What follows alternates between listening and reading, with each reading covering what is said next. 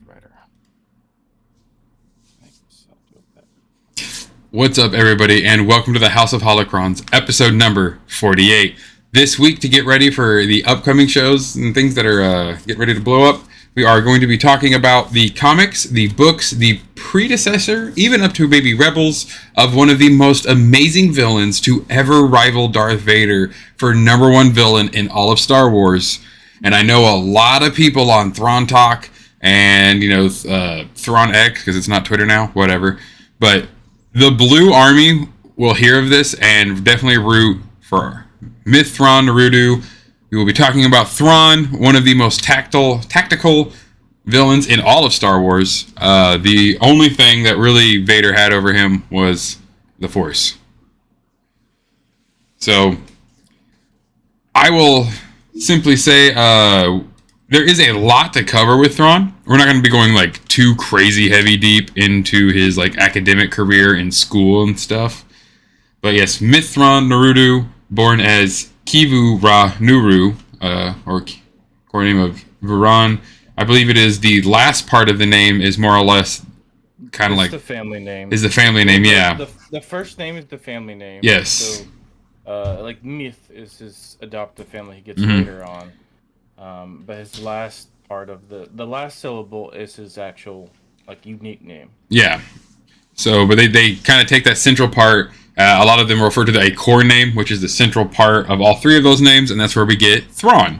And which, of course, what he will go by through most of his Imperial ties, as Mitth'raw'nuruodo is apparently, too hard for these basic speaking Imperials to speak. Fun fact, since I've been reading the prequels, when you get into the Chiss names, and I don't mean to start off with a deep dive to Chiss. Let's go! Names, we find out in at least the first prequel book, that Chiss, when they get to a certain rank in the military, they ally themselves with descendancy instead of a family. So they actually drop their family name. Yes, that is why, I can't remember her full name beforehand, I just heard it, but she becomes Commodore Aralani instead of having a normal full name. Yeah, in the Navy and higher, that's when they lose their name. Commodore and higher, in the Navy, Commodore and higher. I don't know about the other.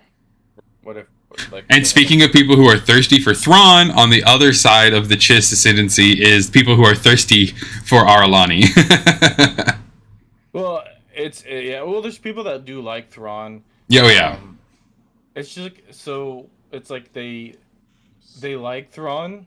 They know he could do great things, but they have they know he's gonna have a huge impact. They just don't know how big an impact he can leave. Right. And so they're worried that it's gonna be a negative impact, so they don't want to chance it. Fun thing about Thrawn, I believe his first introduction to canon, well, not canon, first introduction at all, is the first novel, which I believe is 1990 something. Yeah, he's actually a very old character that leads through, was it Heir to the Empire? Yeah. Heir to the Empire is, I believe, what it's called. Yeah, Heir to the Empire, published 1991. So he's a character that's been around for a long time. He's a year older than me. He showed up in video games. He was in Extended Universe for the longest time. Yeah. And then, just like Rebels fashion, they decided to throw fans a bone and threw him in Rebels. They made him canon again, along with the novels. Yep. That kind of went around that timeline to fill in the gaps. And with that, they brought some other stuff, like another Extended Universe thing that's tied to him is the TIE Defender, which we can cover that in a bit. It's a special project, and that was an Extended Universe, and they added it along with Thrawn. He has as you can see behind Mike there, or to his left, he has a very unique ship known as the Chimera, with a very custom paint job, actually. One of the few to have a legitimate, I should say, customization. Gets his Star Destroyer. He actually gets a custom paint job, at least canon-wise that I know. Let's see about changing. Yeah, because that's how it is. That's how it is in Rebels. It has that same design. Yeah. So it's got that, and it's got a design on the bottom. Yeah, absolutely stellar. And again, very, very unique, which then plays into Thrawn as an individual, because one of the things that sets Thrawn apart from almost any other of his enemies is the way that he is able to assess his enemy is through art. He uses the art of the people that he is either invading or doing battle with or trying to help conquer for the Empire. He will study their art, study their music, things like that. And through that alone, learns almost entirely about their people and the soul of their people and how to defeat them. We also find that in the prequels too, that it is not a Chiss thing. It's unique to Thrawn himself. That he's only able to do that. Which, if you didn't guess by now, his race is Chiss. Yep. Human-like race. Blue skin, red eyes. Supposed to have red glowing eyes, but Rebels, they kind of took the glowing part away. But in the books, he's got glowing eyes. So, I think in the live action, spoiler alert, we're getting a live action Thrawn. I think it's a little glowy, but not as they describe it in the novel. Because in the novel, you can see it in the dark and stuff. Yeah, it's interesting because I went back and watched all his Rebel appearances and Thrawn. But yeah, I'm bouncing all over the place right now. Well, I've loved his voice that he gets in his audiobooks, especially. So Thrawn is the answer to how would you defeat, or how can you be as powerful as the Emperor or Vader, but not have the Force? That's Thrawn. But he's a master strategist. Simple as that. He's just really good strategist. Yes. He can hold himself in a hand-to-hand combat, but he doesn't have any special Force powers.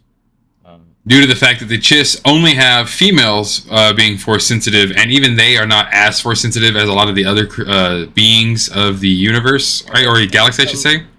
And for some reason, they also lose their connection to Force at the age of around 13. Yep. Which is, and that's a whole down the Chiss. But yeah, so Chiss they're a blue skin race. They have dark blue hair. They have glowing red eyes. Very militaristic. Very, very upper hand. Like they're almost like elves. Yeah. They're very we are very supreme. Yeah, they like to not get involved, but and that's one thing that Thrawn stands out from his fellow man is he likes to get involved. There's been preemptive strike. Well, either that or he actually wants to save people. Yeah. In the books, they make him out to seem a lot more of a better person. And because he watch Rebels. He'd rather save people than machinery because machinery can be rebuilt. There's a couple times in Rebels where he does kill people, innocents, but in the books he goes out of his way to not. Yeah. So that's an interesting thing is the books make him out to be not necessarily a villain, just a good guy that is in a bad role. You're right. And but there is, of course, a secret motive to, or I should say, there are a bit of secrets as to why he's even in the Empire. Coming from the Chiss Ascendancy, when he does, of course, join with the Empire and things, he's not doing so entirely just for the sake of relations between the Empire and the Chiss Ascendancy. He's also studying the only enemy that the Chiss Ascendancy might have outside of the chaos or the unknown region.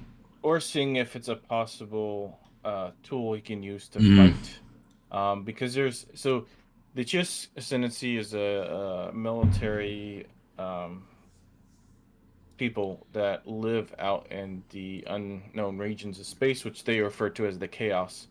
And so they study a lot their enemies. You see several times in the books that they often are just watching battles and people from a distance and not getting involved, just watching. But we find out later there's several entities that are very powerful. Especially later on, we find the Grisks are an enemy that he's very worried about. And that's really what his kind of heavy involvement with the Empire kind of gets head towards, that he wants to kind of go against the Grisks. Yeah. And also he's a very loyal person, so he gets to a point where he joins the Empire, and they kind of question him on that. Is he still loyal to the Chiss? He is. When it comes down to it, I think because he pledged to the Emperor, he would still pick the Emperor over the Chiss if he had to. Yeah, exactly. If it came down to orders being given, he would do what he had to for the Empire. He says so in this really awesome trade paperback right here. He's very, very much what he says he will do. Like 100%, but he has the knowledge to back it up, which is what's always made him the most, I believe, formidable opponent for the Empire. That is, of course, why like Moff Gideon was trying to. If you haven't known, spoilers also for Mandalorian. Moff Gideon tries to usurp a bit of Thrawn's throne. There we go. By the end of the Mandalorian series, because he hasn't returned yet. So he is very much so like, let's just start a new empire without him. He's gone. He's dead. But we all know definitely he's not. And the thing with Thrawn is he's gonna have had plans. He's going to have made ideas and made things up. We don't know if he's going back to the Chiss Ascendancy, but it'd be cool to see some Chiss Ascendancy stuff within newer things. But I am the most excited for just having Thrawn also being voiced by and played by the original voice actor that got in Rebels. We don't know what eventually is planned in the long run with Star Wars, but them returning Thrawn, I don't think he's going to be a short thing. Yeah, I think he's here to stay for a while. Kind of like Thanos. And that's a good thing. He's such an interesting character. Yeah, there's a lot to dive into. It's argumentative several times. I mean, Rebels several times it makes it seem clear, and sometimes Rebels feels like you're seeing it through a filtered lens, like you're seeing it through Ezra's perspective in a way. And I don't know if that's right now that's not canon, but other sources show Thrawn as not as ruthless as Rebels plays him out to be, and I get it, he's got to play that cartoon villain. But even when he is playing that cartoon villain, and the heroes eventually have to succeed, he still very meticulously plans things out. He usually sees several steps ahead, and like you said, it goes to a point where he's able to decipher art, kind of read his opponent, and he's able to know who they are, and he can basically judge or estimate what they will eventually do. Yeah. Oh yeah. He's that kind of guy who is like always 5 steps ahead of the guy who's 2 steps ahead of everybody else. He has everyone kind of figured out. And that is the other part of his power, is that he's not afraid to listen, to just shut up, stop trying to like get a word in every single argument or every single meeting, and just listen to everyone else reveal every dirty secret they can in between, in between the lines. He's very good at picking up cues and those little subtle things, which makes him a real threat. And everyone else in the Empire pretty much hates him, aside from being an alien, which of course we all know that the Empire is extremely xenophobic. Everybody on his crew loves him. Yes, everyone, his underlings, love him. Outside of Rebels, when we see him in the books and other, it's just he listens to he's the only admiral, the only Imperial officer that actually listens to his subordinates. Yeah, Eli Vanto would highly suggest that Thrawn is definitely captain of a ship of the year. Yeah, Eli Vanto, I believe, is like one of his number one. He can't vote anymore. He's not Imperial. So. Yeah, he's not Imperial anymore. Yes, yeah. Eli Vanto, for those that don't know, is a officer that was basically kind of his protege in a way. He was his protege because he was stuck with Thrawn for so long. They became best friends because he was the only one who could interpret. The friend. Yeah. Exactly. Arlani's probably his best friend. Then outside of the Chiss, it would be him. Arlani and Thrawn went on a date, and instead of going out drinking like every other Chiss does, he took her to a art museum. Because that's Thrawn. and quizzed her on the art. Yeah, and then they went back to her apartment, looked at her art, and fought. Yeah, and then they fought, and he beat her up. And then she eventually took her to her real house. Yeah. Which took her to see the family, which is not a good thing in the Chiss. Right. They're rival families, and family is this huge thing to the Chiss. They run everything. They literally. The government is ran by the aristocracy, which is like the heads of the families. Well, not the heads. The biggest families, yeah. Head representation of the 9 biggest families. And yeah, it's very clan almost style. Almost it mimics a lot of things in our world. If they have the last name that's normally before the first name, they are very family orientated. Well, it takes it to extreme. Yeah. It's very. And there are blood families, but you do adopt people, and they typically only adopt people that will improve the family line. And that's used for political intrigue. Thrawn. Like that's one of the there are other families that try to come after Thrawn when he started to become more popular, but like he's stuck with the Myth family. It's Chiss politics is all it's literally like adoption and like in-laws and blood feuds is all just a normal part of politics in the Chiss ascendancy. And their home planet is freezing. Yeah. Do that, yeah. The sun big spoiler: the entire surface looks like it's a planet, but it's not. It's not actually an inhabited planet. They all live underground. Over because the sun's like dying or something. Yeah, I think it's at the last. Underground, something like that. It's guys. We highly recommend. Timothy Zahn's books are great. He also did the new ones, right? Did he do the new ones, or was it? I don't know. Well, he did. I think so. I do believe he did all of them, but no, the Thrawn books. Yeah, I have. Yeah, it's right there. Timothy Zahn. Yeah, the Thrawn books though are absolutely brilliant. There's so much political intrigue. There is so much just like espionage. Yes, sure. Yes. Highly recommend all of them, but the canon ones, of course, to help anyone who wants to get to know Thrawn a little bit more and his background before the upcoming series. I highly recommend it too because it's an amazing audiobook and it's an amazing book. It is very well written. It is very well read in the audiobook version, and wow, it's a crazy ride because he has everything thrown against him. Like there's not a single moment in his life where the cards were not stacked against him and he still didn't come out winning. He literally goes to officer school from the very beginning. When he's not even he doesn't even speak basic. He's not from the galaxy. He's not Imperial. He's not even human. They don't do non-human. There's been ones that have tried, but they get bullied out quickly. And he gets in there, and then he goes running, and he gets promoted super fast, and he ends up being Grand Admiral. That's why he's wearing the white uniform. Mm-hmm. But yeah, if you just want to read a good Star Wars book in general, it's a great Star Wars series to read. One of the best insights of the Empire that we get to, because a lot of the novels, especially if you get the Vader stuff, you don't really get deep dive in the Empire, and you get more of the Empire feel because he's working the way up through the ranks in the Empire, so you get to see, the troopers, the dark troopers, the pilots, the other officers. Get to hear about the bridge crew and the different positions. I can't remember. I believe so. Thrawn knew that Vader was Anakin, right?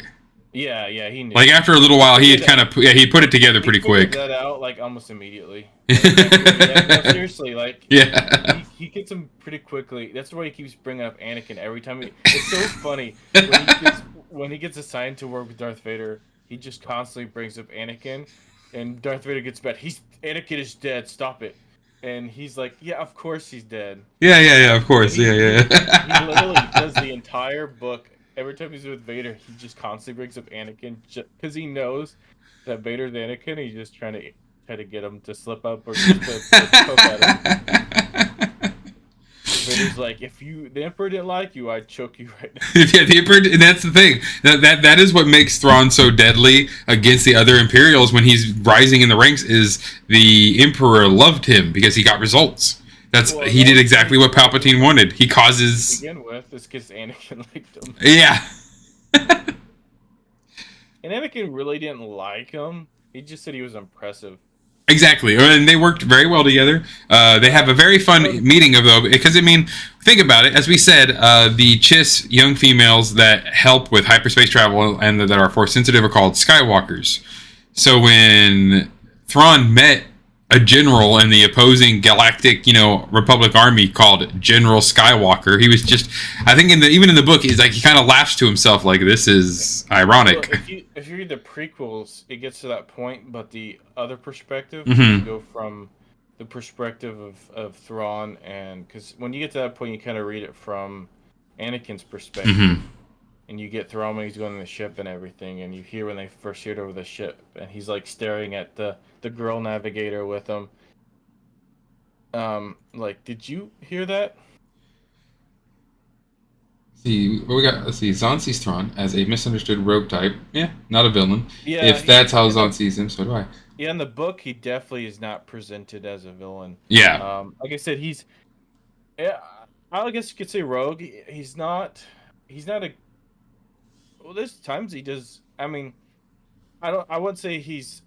I don't know. He's kind of on the good because he does Hmm. he goes out of his way to help people. Yeah, Um, but like I said, he's also in that spot, which sometimes that could be the spot where you can do the most change. right. So yeah. Well, and that's one of the things too. Is again, he's never outright, I would say, Except with brutal. rebels, he there's a couple times in I mean, rebels.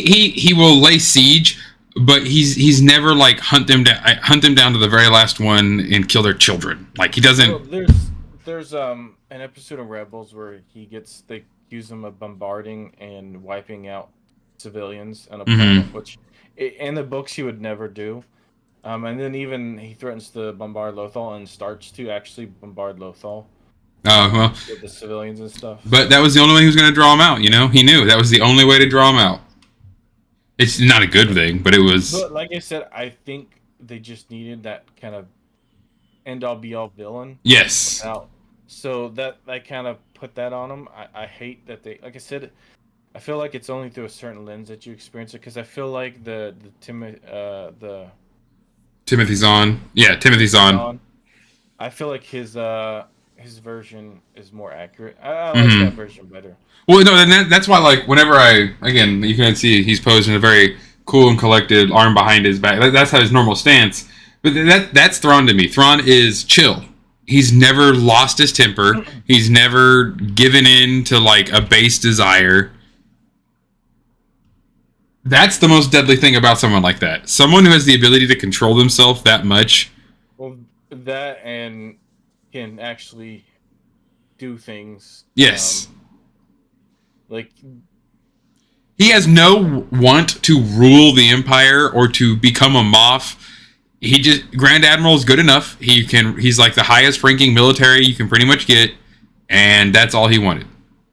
I doubt the story that we're gonna eventually get, but I hope we will get something, Hmm.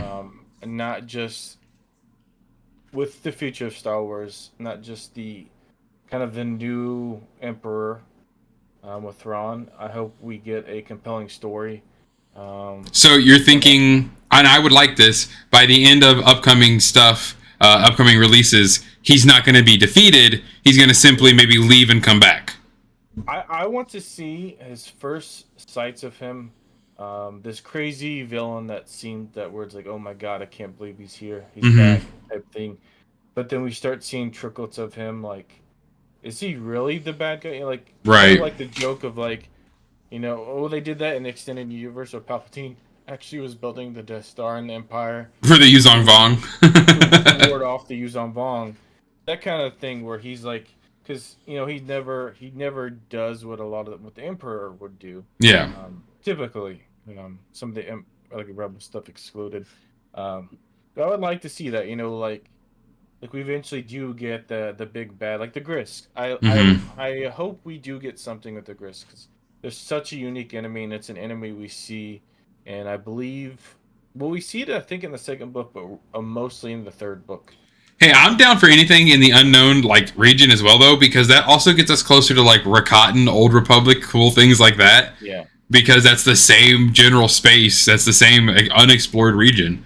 well, Um, they're fun because like I was telling you before, they're these people that literally, they figure out your most wanted desires or most wanted fears, and hmm. they kind of do it. They kind of mentally mess with you, and they literally take over society, peoples. They take over planets. They take over governments. They take over entire peoples, and they use them, and they take them over to such an extreme manner where they will sacrifice themselves for them, Yeah. for the Grisks. And so most of the Grisks, when they're fighting people, they don't actually show up to fight too. There's usually like one or two. It's usually one of their what they call the client species that fight with them. Hmm. And I think that would make such a cool enemy because you Well, think you're especially because like fighting one, you got the but first few movies where you're like, oh, we have no idea who we're fighting, and then we find yeah, I get what you're saying. you're fighting one people, and then you're like, oh yeah, we defeated them. Wait, no, we didn't. They're actually the Grisks type thing. Yeah, this is just the first client. Now they have like five other clients that they're gonna send after you. And it would be something the Gris would do Yeah. now. There is nothing stopping them from invading the galaxy. There's no giant, because Because I mean, there's the short period when between the Empire and the First Order when you Hmm. get a kind of the New Republic. They're not super strong. They're kind of an Right. entity. Don't really have a I could military. see them still kind of pushing the boundary, and they could because the New Order doesn't get as vast as the Empire Hmm. does. So maybe they are encroaching, or the Chiss are fighting them at the same time. We don't know, or they've taken over the Chiss, which is something possible and something that's hinted that they Thrawn have is already like, yeah, started. right. Yeah, now Thrawn is like has to leave to like go save his people. I mean, It's like, that'd be awesome if he shows up. or He's like trying to build he up a bit of shows an up, army just to like go to back to the fight them. ascendancy. It's like, hold on, Ray. I know we just started this new movie series, Ray, but um, I'm here to fight these bad guys. I'm not. I'm not I here for got you. you. Wow, you're so important. Yeah, I'm not here for you. Come on, you can help if you want. We got something way more important to go after. It'd be pretty funny. Like we had this big, massive battle, and Thrawn eventually wins. And then before they think they're gonna wipe out, and he's like, "I'm not wiping you out. I actually just disabled all your ships because uh, we're not enemies. I'm trying to help you." Yeah, hey, can we turn around? Look at that. Oh, you see that ship over there? That's the scout ship that we need to be very worried about. That's the real bad guys. Right, And and that could be like our version because the Grisk. We don't even do we have any idea what they look like? They're we never got an image. We got mhm. some descriptions in the books, but we don't really know we don't have like official image. Right, because that's the next big thing. Is a lot of people are clamoring for what's going to be the next big like earth-shattering Star Wars baddie, because that's going to kind of make or break the universe. Yeah. Because within Star Wars, the villains have been such an integral part to the story, to the pacing, to the sacrifices of the heroes. Villains are a huge part of Star Wars. So that's why Thrawn was so amazing, and like why so many of us attached to him is because without having any of the Force, he was still that super amazing, super dynastic leader. Well, it's funny thing is like people accuse him sometimes of having the Force. 'Cause they're Yeah, like, you can read minds. Like, you sure you don't have the Force? I think Anakin even asked him that a few times. yeah, and he's just like, no, I'm just really smart, I guess. But yeah, yeah, I doubt that they will use the Gris. But Yeah. I think out of the possible new bad guys unless they just make one up, I think the Gris would probably be one of the best options. Hmm. Is mainly because you don't really have to reveal the Gris to the like last movie. You could have totally different like enemies that Well, it sets up for a saga because then, like you say, the last movie they find the three Grisk actually running everything, and then you find well, out, but that's only three of them. There's an entire yeah. species. Well, think of like the Avengers. Like, Hmm. you first see the first Avengers movies. You see Hmm. the first aliens that invade. We first hear about Thanos. Yeah. We don't actually find out of Thanos until a lot later on in the Avenger type movies. You see other enemies that he conquers and they fight for him. Hmm. It's the same kind of the same scenario, except uh, I feel a lot more interesting idea, and there's no like, at least that we know of, like a Thrawn type Yeah. villain.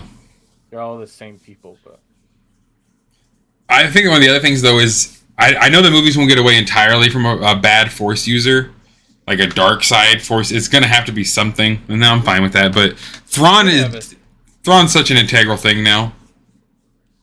it could have a Sith Gris for all we know. Yeah. I just want to see. I want to see Thrawn deal with like reintroducing himself into the galaxy with Yeah, some Darksider, because with the Emperor and with Vader he was just kind of brought in and left alone. But if he had to actually take someone down, if he had to actually that's what I hope for, is yeah, especially in upcoming things, I hope to see Thrawn actually get to like do some stuff in live action and really yeah. maneuver and control a battleship, like maybe like take control over a space fight, like just something I dope mean, like that. yeah. I mean, he doesn't necessarily have to have a dark side user, No, no, no. necessarily, I want to see but him take one down. I will say after, because I just was reading the first book Hmm. today, and one of the things that was funny is he's talking because it replays the scene with Anakin just from a different perspective, and Anakin, he mentions about the Force. He's like Yeah. about the Force user. He says I don't understand Like how you use the Force. He's like, we don't use the Force like that, and he's like, because to him, it makes sense that the Force is a weapon, and Yeah. he compares it to a weapon, and Anakin's like, Force isn't a weapon, dude. But it makes more sense. A Sith makes more sense to him, and that Yes, perspective. because a Sith, like the dark side, is literally a weapon. Like, no, he's like, yes, like watch this. Yeah, it's shocking. It's a He's weapon. like, yeah, if you got the, why don't you do that? I don't Yeah, understand. Thrawn's just like, why not just use your force power and like disable their engine and have them just like, well, that's Why not, not? yeah. If Thrawn had the Force, I'm sure he would like It'd be like disable a somebody Thanos snap. internally Dude, yeah, without it'd even be like a thinking about Thanos it. snap. He'd be like, wait, is he doing bad things and thinking bad thoughts? He's dead. Okay, move on. He'd like crush their brainstem or something Right, crazy yeah. like that. Just a quick and easy, painless, so they don't feel anything and like there's no mess. They just fall over dead. That's why he can't have it. That the universe knew that they couldn't give the Chiss that kind of power, except for the fact that apparently if you are in the Old Republic MMORPG, they had it at one point in time. They Yeah, used to be a lot more powerful apparently. yeah, that one you could play Chiss and be anything. Yeah. Well, and I believe wasn't it like the written thing is that with the Old Republic MMO, it's that the Chiss I don't they remember. because even like Anakin, like they talk about kind of knowing about the people out there in the unknown regions. Like it's not that the unknown regions are completely blacked out and no one has any idea what's out there. It's just not mapped yet, and it Yeah, hasn't been like it's not mapped. yeah. And So they some of know the about the Chiss ascendancy. They just don't trade with them. They don't talk to them. well, some of the hyperspace travel is apparently a lot more dangerous. That's why they Yeah. kind of call it the chaos. It's unmapped and dangerous because there's crazy entities out there. Hmm. Yeah, it's a lot wider. You can play as the Chiss in the MMO. Which of my favorites, I played the agent character with him, and I Oh felt like yeah. that was the most Chiss like, and it really was. It was pretty Makes cool. sense. Yeah, I yeah, an awesome race with an awesome character. I love the design, the blue skin with the piercing red eyes. It makes them look almost villainous, but then they talk and they're like, "Oh, these guys are actually very suave and very like middle ground. They're very like true neutral." I would say a lot of Chiss are brought up Yeah. to be very true neutral. Well, that's their law. They can't get involved. They don't get involved with anything. Hmm. Um, and they don't Even like in war, conquer. yeah, that's how they see it in war. It's like don't ever start anything that would bring the Chiss ascendancy into stuff we can't handle or we don't want to deal with. Well, they don't want to. They don't want to get anything anyways. It's like Yeah. they see people like a pirate ship attacking a ship, and Thrawn was like, "Hey, we gotta help these people." Like, the law. We can't get involved. Because And that could start some, yeah. They don't want to get the Chiss ascendancy responsible for some blah blah yeah, blah. they And literally are true neutral. They don't. yep. Like I said, they don't. The only time they got more planets is when their own planet was failing. Hmm. So they had to get more planets. They don't go out and conquer things. They don't rob people. They're all everything's like family politics. That's all they do, and they have a force that like patrols the area. Either the defense force, which Yep. their space, and they have the expansionary force that basically just spies on everybody. Yeah, they just go around and they're just like, "What are you doing? Oh, that's cool. What are you doing over here? Oh, wow." As long as nobody's encroaching on our territory and trying to fight us, we don't care. And their weapons are a lot different because they Mm. have plasma balls. They have Yes. electrostatic shields. Even their missiles explode into acid. Which I think is awesome And that's one to of the reasons why destroy the Thrawn hull of ships. first goes into the Empire. Well, not the Empire, the Republic at the time, because he wants to steal a shield generator because he sees Yeah. one. He's like, "Hey, I want one of those. That'd be cool." We need that. Yeah, and so that's the whole point of meeting Anakin is he uses him so you can get a shield generator. And yet, at the same time, I bet if you just flung a missile with acid at a modern, like, Star Wars ship in the Republic, the acid would do the same thing, because the shield's not rated for that. I think the heavy deflector shields can. Oh, really? Like, yeah, the ones you usually see around like cities and stuff. Mm-hmm. Because they stop like missiles and stuff. But you're there's like two different types of shields that they typically have. They have like the deflector shields and then the just like the standard shields, and Yeah. those ones won't stop like missiles and stuff. Right. I think it's mainly so they can shoot their own missiles and stuff out of it. and the ships can leave. But once the heavy deflector, the ships can't leave or nothing. Nothing can Yeah. It's like a wall. Let's see, the what is it? The insignia for the Chiss Ascendancy. It's like a sphere. It's like silly in the center, and then there's like the moons and like the orbit, and that's just again to show how much they are.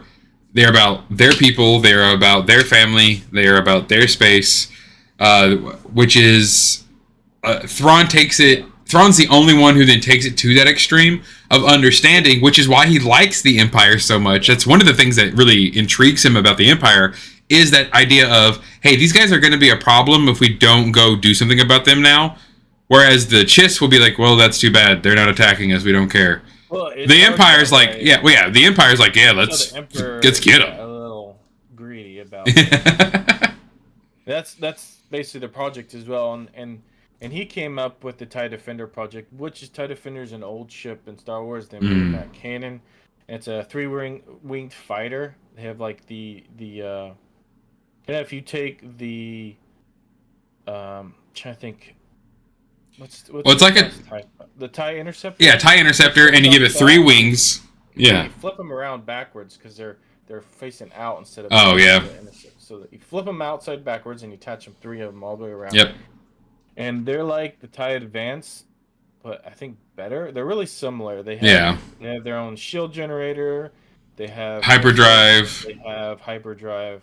Which is, again, most TIE fighters, guys, there's a reason they only come from a destroyer. They don't have, like, anything on them. They are very fast, quick, light weapons. They're meant to be mass-produced. Yeah. And there wasn't really an answer to them, so they were really devastating. Until the Rebels got a part of the X-Wings. There wasn't as many, but they're a lot stronger. Well, the TIE Defender actually is better than the X-Wing in multiple ways. And there were several things stopping it. They were spreading, a campaign saying the TIE Defender sucks, and so people were against the Navy was against it. Yeah, it slowly got proved wrong, and then the whole Krennic thing about the Star Destroyer and the funding, and ended up, the Emperor got a little greedy and thought the Star Destroyer was the answer. Which, Thrawn was like, hey, don't put your eggs all in one basket. Yeah, literally, to the Emperor himself, he's like, I don't know, this is not a good idea, I'm telling you that right now. He's like, yeah, and it's smarter. It's like improving it, Navy incrementally, as a whole. You can add like a squad of these per Star Destroyer. You don't even have to replace the TIE fighters, because even when we see them at least in the books, because we don't really see too much of them, we see them a little bit in the Rebels. And the Rebels, they're devastating. Cause when we see them, like we see Sabine, and there's an episode where she steals one, and she just wrecks everything around her, and they send a squad after her, and they destroy it. And they easily outmaneuver and take her down, but yeah. Yeah, that's if Thrawn got his way, I doubt the Rebels would have won. Definitely not. Yeah, it couldn't be just a missile thrown in a hole. Thrawn would have, exactly. Thrawn would have understand, make better TIE fighters, make better ground troops, make better armor, get better Star Destroyers, get better mid-class ships instead of only investing in heavy assault cruisers and tiny TIE fighters. With the TIE Defender, you're pretty much ruling all over the space at that point, because you're winning all those engagements, which then you can move on, because they can go on and start destroying their ships. Yep. And cover the TIE bombers if they need to do anything heavy destruction. Had Thrawn not been teleported into who knows the hell where's knows, the Empire would have probably won. Like, the Empire would have. Well, yeah, because. Well, even if they invest in their project, the only thing the Rebels could have done is destroyed the factories. But at that point, they would have had enough. Yeah, there's literally nothing that the Rebels would have really had at that point. Yeah. With the Star Destroyer, you got one. You literally put everything into one big thing. You thought that would be the answer out of fear. Right. It's a planet killer. Well, that's not that scary, because not even like 20 years later, you just put them on Star Destroyers. You should have just done that to begin with. Slow moving. It takes a ton of people and resources. Yeah. Really not economical. It's not smart. Yep. And Thrawn Why knew would that. why would you make a floating planet play? It's awesome. I give him that. It looks It's cool. just imagine the meetings like here. All right, hear me out. What if we made a planet that was a space station, and it could destroy other planets? I feel like Thrawn would just be like, Yeah. It's like you don't understand our assets. That's stupid to begin with, but if you want to, I have proven here with this plan we will win 120% of all incursions. Yeah, but it looks cool. Sir, I'm telling you. outside of like main character plot armor, outside of like Luke, Yeah. the TIE fighters are actually pretty devastating. Yeah.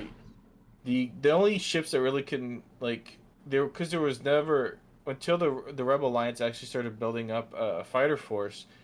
The TIE fighters were devastating. So the fact that you made a better TIE fighter that the Rebels literally did not have an answer to, because even you get the TIE interceptors, the Rebels had an answer to the TIE interceptors. Well, again, I don't even know if that's... I don't know if this is canon, but I think it is. After the Mon Calamari were known to have pretty much have built most of the Rebellion ships, their planet got decimated by TIE fighters. Like... And their ships did, because again, a swarm. It's like a bunch of hornets. Yeah, it's like a bunch of hornets. This Star Destroyer just spews out these extremely fast, extremely aggressive. And they got high powered lasers and they're fast. But they're very fragile. Yes. So, but there's a bunch of them. But they're very fast, and they're the most well trained pilots that you pretty much have. That's their whole life, is to be trained to fly that thing. Yeah. And they just vomit out of the Star Destroyer. You're right. It's like a carrier and a battleship. It's multiple ships into one. And that made more sense. Like more of those made way. That's why I liked Rebels. Rebels showed us so many, and now Andor has done it too. Has showed us so many mid-class Imperial cruisers. And that's where you win so many more fights, is having that one a bit quicker, a bit more maneuverable ship. Like that's how a lot of maritime war has been won and fought. That's why a lot of destroyer ships aren't massive.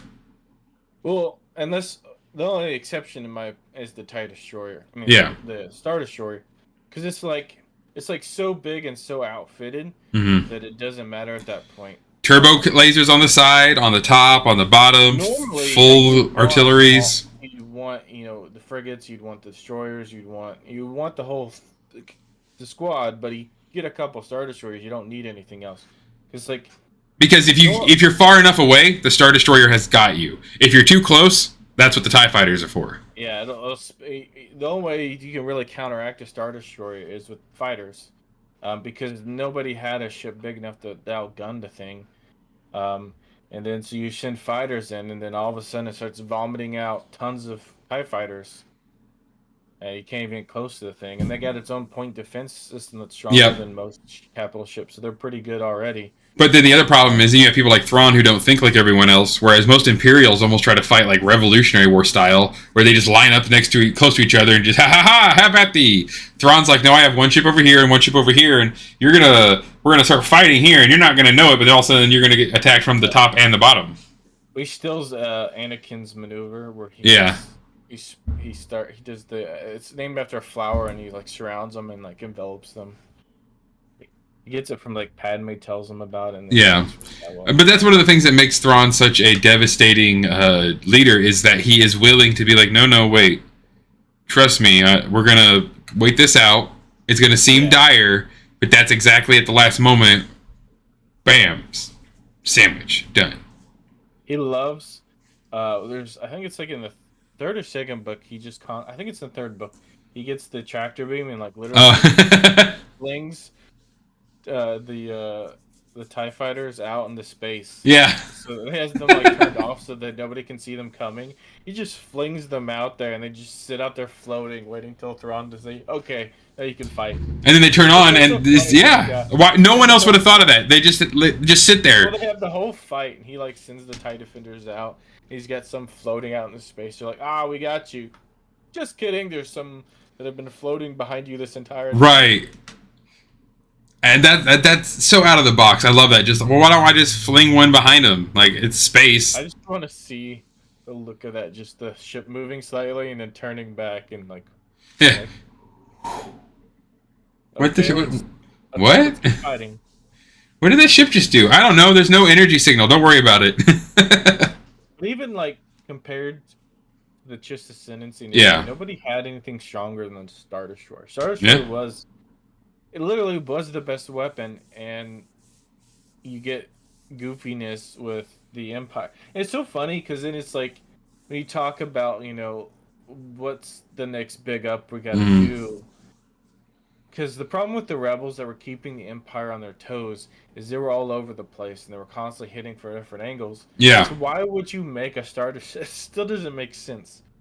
You need to spread out because that's what they're doing. That's how they're messing with you. Is they're all spread out. And then they're like, right before we do this, right before we decided to do what, invest even more in the Death Star, let's make a giant, extra crazy Star Destroyer. Which is Darth Vader's Star Destroyer. Yep. With the massive. I know the name of the Executor. Yeah. It makes Star Destroyers look tiny. It looks like it's like a planet laid out. It's like, what is it? The Citadel in Mass Effect. It's kind of like that. It's like a massive city in a ship. It's like you could have made like 20 Star Destroyers with that. You could have, or instead of one Death Star, they could have made like 5 other Executors. It doesn't. It's like you can go too big. There's no. Well, dude, you've seen the shot. A Star Destroyer fits. Yeah. Like you could fit hundreds of thousands of Star Destroyers in the dish of the fucking Death Star. Well, the funny thing is, there's a Lego set of the Executor, and they have a tiny Star Destroyer. you make with it to show the size comparison. It's so funny. I've always said though, I love Imperial stuff, but I hope in the upcoming things that Thrawn is able to take what he likes from the Empire and what he has from his Chiss and kind of combine them. I don't want to see him just regurgitate Imperial doctrine and try to bring the Empire back. I don't think that's what he would be about. I want to see him. I guess the big thing is though, does he think? Question, is he really the bad guy? I want him to eventually be. I want to first, like I said, to see them the bad guy, because we get at the end of Mandalorian they have their Shadow Council. Yeah. I want them to show up. Shadow Council. I want what's his name, Gideon. I want him to like. He did. Crap his pants when he sees. He did. He's like, oh, you're back, like, and like run away, and then I want him to see like, we're rebuilding the Empire, and Dawn's like, no, we're not rebuilding the Empire. We're doing something better, or something. I don't know. I just want to see. Well, because that's the thing. It's Thrawn. Does he know about Palpatine, or at least has he figured it out? He probably doesn't know, but he probably would figure it out. I mean, it's kind of obvious with all the trails that the other people have found. I mean, could that be a part of this? Could a whole part of this literally be like, could Thrawn be also trying to like take down the Emperor because he's like, I don't want you back? Yeah. Well, it seems like the other thing too that we're forgetting is that the Imperials, the officers that on the Shadow Council want him to rule. He doesn't want to rule. Yeah, that's not his thing. He doesn't want to be in charge. He doesn't want the power. But if the Emperor comes back, I don't think he would support it. The Sith Eternal Cult. I don't think he would at that point. Yeah. That goes deep. Because unless if we go like what version of Thrawn are we getting the true from the books? Are we getting Zon Thrawn or are we getting Rebels Thrawn? Which I guess we'll see when we eventually see a live action Thrawn. What version of Thrawn are we getting? Yeah. Because that's one thing that he kind of questioned, because he doesn't want the power. He doesn't. He's really only attached to the Emperor because he made a pledge to it. But after the Emperor's dead, I think his pledge should be up. Yeah, I don't want him to be Imperial anymore either. I feel like that would just be like old potatoes. Like, do something new. Try to bring back the Chiss Ascendancy. Try to like. I would prefer he's gathering forces because there is something with the Grisk or something bad happening in the Chiss Ascendancy space. So he has to go back home and deal with that. So through the upcoming series, he's just like gaining power. He's like, yeah. I know you don't like me, but I'm not even here for you. Go away. Well, it's like the his like everything he's involved in. You like Me and see one Ezra. thing and you see, like, the worst- Ezra's my boyfriend now, and we're gonna go fight for my family. Well, no, he would take Ezra probably to the chest at that point. He's wanted to because when you get to we watch Rebels, he actually is like he found out how important Ezra is. Yeah. And he really wants to capture Ezra, and he does capture Ezra. But not to mention he respects Ezra because Ezra beat him. Well, that's what I'm saying. He wouldn't add Ezra to the Chiss ascendancy. And he wouldn't like beat Ezra. He wouldn't enslave Ezra or like torture him. He's way above that. If they're together, they're probably working together. Yeah, I could see that. It's not his thing. It's not. He's not evil, so yeah, it's not like Ezra would hate to work with him. Yeah, they kind of make him look evil and Rebels and make him seem like he hates Jedi. He actually worked with Jedi. Actually, he worked with Anakin. Yep. He doesn't hate Jedi. Actually, he's used to Force users, so. Yeah, he's fine with it. He's used to very emotional young girl Force users. Yeah, like I said, well, it would make sense because he always is like everybody thinks that he's like he's like, why are you doing that? You're gonna lose this or you're gonna fail. Yeah. So it'd be like we get the they think he's gonna be the bad guy. Turns out he's got some bigger motive about not necessarily reconquering the galaxy. Yeah. But maybe that's why we didn't see him in the new movies because he went back to Chiss Ascendancy to stop the Grisks. Stop the Grisk, or some crazy civil war is breaking out for the first time ever in the Chiss Ascendancy. And it's from the Grisks. Maybe they started the True. Civil War. And that's why he's occupied, and he's too late in the Grisks, and that's why we get to see them again. And then he has to come back, and he's like, all right, guys, I got to work with this new Jedi Order. We're going to build up this new big army. He starts to work for the New Republic. He becomes a New Republic admiral. Hey. I have my best friend here named Marchion Ro. Oh, my gosh. Oh, bro. I know so many people thought that they were the same species for a hot second there, but... Oh, as a Chiss? Yeah, a lot of people thought Marchion Ro was a... say the race. Chiss. Well, when we first met Marchion, it seemed very similar. Yeah. But the Avrini.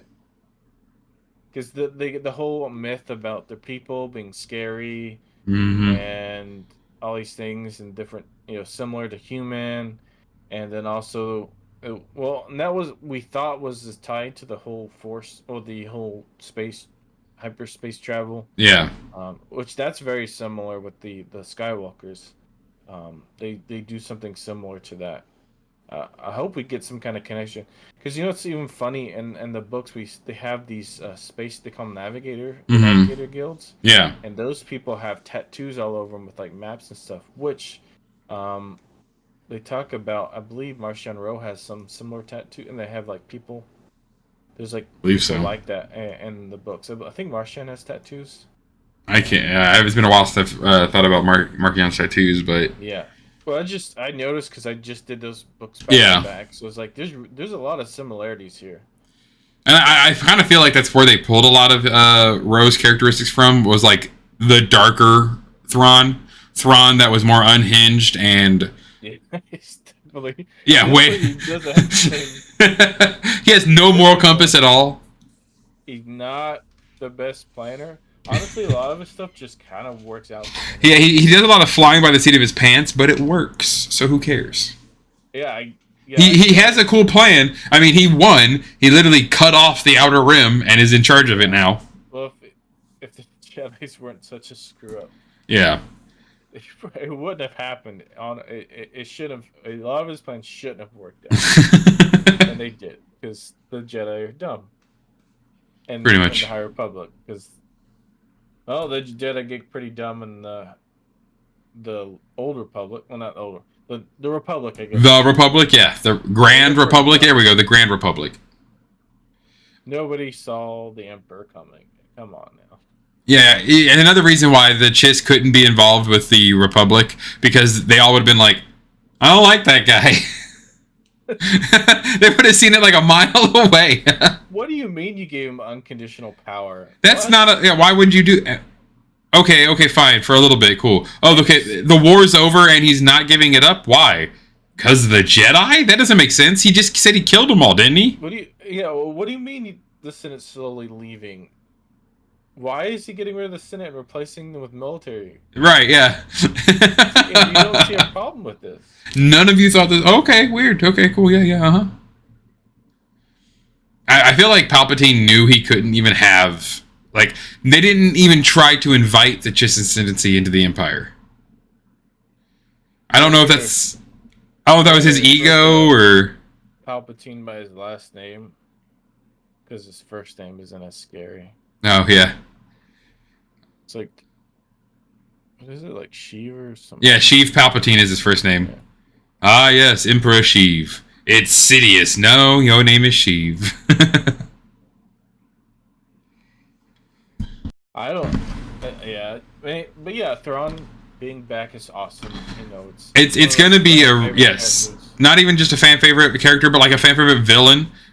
People love his vibe. He just gives off that cold and ruthless, but caring. It's a very animatic. There we go. He's a very animatic person with a very confusing soul. Honestly, I'd question how smart and meticulous he is if he was more ruthless and evil. It makes more sense that way. Because it would make sense why he's just ruthless and wants to destroy everything. Right. What would you get out of that? So he has... Well, I honestly don't know what his end plan is. That's a great thing, though. That is a great thing. They have not revealed too much, so that way it still gives like this idea of he could do anything. There could be all kinds of reasons as to why he's happily not in the sequel movies. We get to reveal that he really wanted to rule all space. Yeah. So he's trying to unlock the world between worlds to go back in time and kick baby Sheev Palpatine in the face. Yeah, that's very... Yeah, I don't know. It's going to be very interesting with the next stuff that we eventually will get to see in Star Wars. We've got a lot coming. We get a lot about to come. Yeah. And then we're going to have a little bit of break from Star Wars for a while. And to sit and speculate on what we've gotten and go crazy about what's going on with Thrawn. Because I feel like that'll be another thing, too, is that's another great reason for them to not beat Thrawn or to defeat him in his upcoming stories, due to the fact that he is so easy to keep around and is a constant pull. I feel like it would be a waste of a great character if he gets ended in like a season or two. Yeah, a lot of people would be upset about that. Yeah, buddy. It would be a waste, really. Yeah. And the actor is so good. He is a character you should keep around. Laws.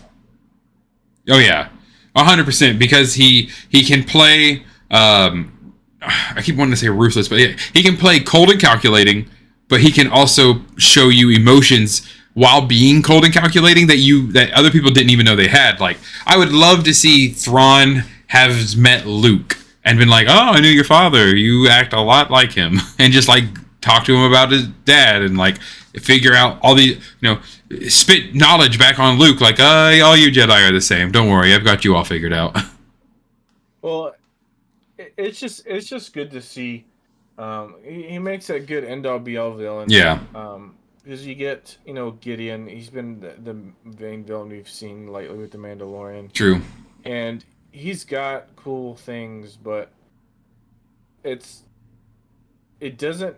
He kind of tries to play that similar role. Yeah. It doesn't come off like it is. He really doesn't feel like he's the main villain. Yeah. He kind of pushed it, so.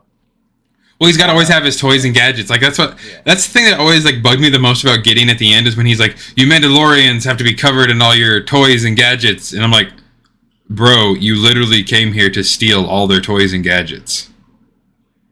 Like, what are you even talking about?"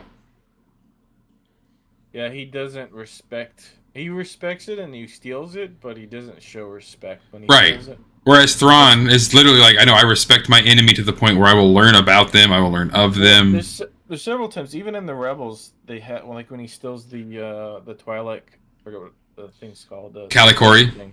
Yeah, the Calicori. He's like one of the Imperial's like, we should just destroy the thing. He's like, no. Dude, he screams at it's like one of the few times you ever hear him raise his voice. He Yeah. yells at the guy. He's like, no, you will not destroy it. You'll send it to my ship. Yep. He respects art. He respects like culture. And it's several times like. And it is a big part of Chiss culture. Art is. There's a part in the book where he meets some people and they give him a ring and they're like, hey, this is like a big, because he tells them he's like this art preserver. It's like his alternate identity they give him. It's like, we're about to be wiped out, so can you take this ring and add it to your art gallery so people will remember our people? And he's like, I will treasure this and take care of it, and he does. Yep. Because like you said, that's very important to him. So I am excited, very, very, very excited to see Thrawn live action and to get to dive more into his brain and get an answer as to where he was in the sequels. That's going to be awesome. Put down and below in the comments, guys, what is your favorite Thrawn moment from any of the books or the animated series, games, anything? What is your favorite Thrawn moment? And did you know about Thrawn before the announcement of the live action? Yes, that's a great one too. Yes. What was your introduction to Thrawn?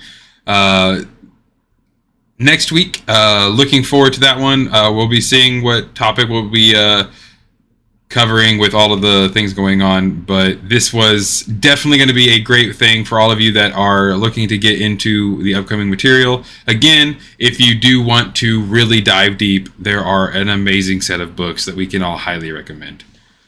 So guys, have a great rest of your evening. Thank you so much for stopping by. Like, comment, subscribe, and all that fun jazz. And as always, may the Force serve you well. May the Force be with you.